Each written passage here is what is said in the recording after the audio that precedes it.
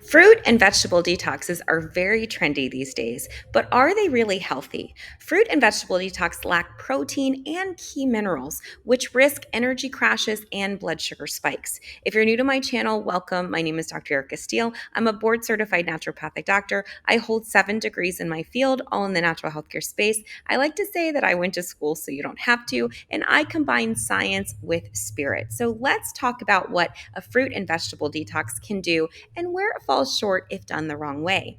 So, fruit has tons of antioxidants and provides key hydration, and veggies provide fiber, minerals, and detox enzymes. However, it lacks protein, which can cause adrenal stress. So, if you're already adrenal burned out, it's not a good idea to do a fruit and vegetable detox. Also, too, it has no fat, so it impairs your bile flow, which your bile is necessary to assist your liver in detoxification. Also, when overdone, meaning for too long, your blood sugar can spike up and down. So, if you have any blood sugar issues, either hypoglycemia, which is going low, or hyper, which is going high, you may want to be mindful when you're doing a fruit and vegetable detox.